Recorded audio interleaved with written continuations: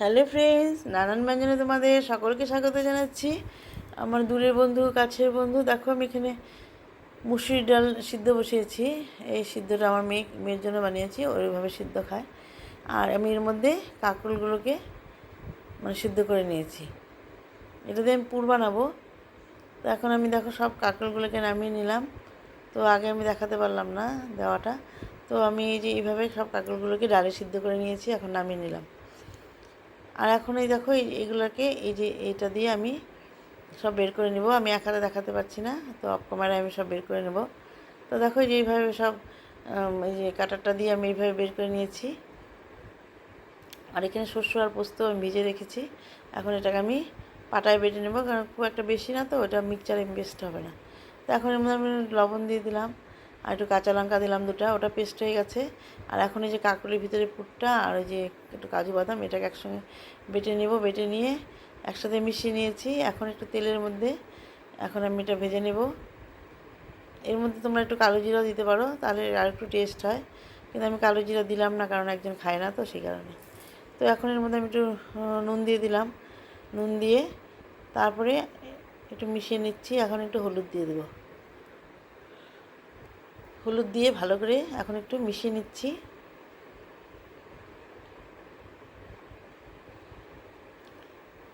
ভালো করে একটু ভেজে নিয়ে এখন আমি এটাকে নামিয়ে নেব।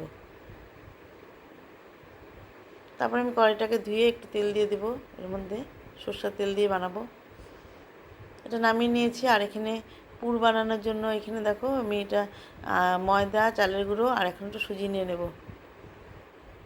তোমরা বেসনও নিতে পারো, আমার বেসনও আছে, কিন্তু আমি বেসনটা নিয়ে নিই। আমি এখন একটু সুজি, চালের গুঁড়ো আর ময়দা দিয়ে মিক্সড করে নেব। আর এখন নিয়ে নেব হচ্ছে এখানে অল্প লবণ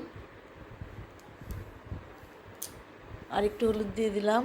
দিয়ে আমি এখানে অল্প কালো জিরা দিয়ে দেবো, কারণ উপরে থাকবে তো, ভিতরে তো আর যাবে না। তো এখন এটাকে মিক্সড করে নিয়ে এখন এখন এই পুরগুলোকে আমি সব ভরে নিয়েছি। ভরে নিয়ে এখন আমি এগুলোকে এই যে গ্রেভিটা যে বানিয়েছি পুরটা, সেটাকে আমি এখন এইভাবে দিয়ে দিচ্ছি এর উপরে। তো বেটারটাকে এইভাবে দিয়ে নিয়ে এখন আমি এটাকে এখন ভেজে নেব তেলের মধ্যে। এটা আমি সরষের তেল দিয়েছি।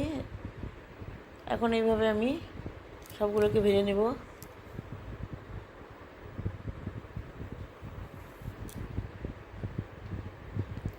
তো আমি এখন অল্প তেল দিয়েছি, কারণ বেশি তেল দিলে না তেল আবার থেকে যায়, ওটা আর খেতে ইচ্ছা করে না। সেই জন্য আমি অল্প তেল দিয়ে এই কটা আমি ভেজে নেব আস্তে আস্তে করে, দুটো দুটো করে ভেজে ভেজে নামিয়ে নেব। তো এখন দেখো দুটো আমি নামিয়ে নিচ্ছি, এরপরে আবার দুটো দিয়ে দেব।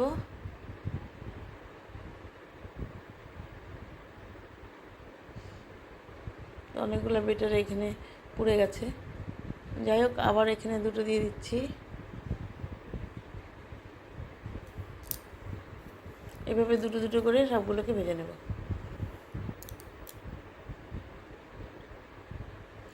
এইভাবে উপর দিয়ে একটু তেল দিয়ে দিলাম, দিয়ে এখন আবার উল্টে দেব।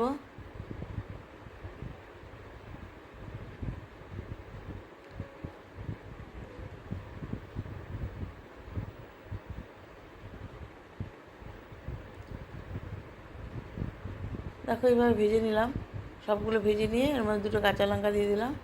তো এইভাবে শুকনো শুকনো ভাতের মধ্যে মানে এই কাঁকরোলের পুরো আর কাঁচা লঙ্কা কামড়ালে খুব ভালো লাগে।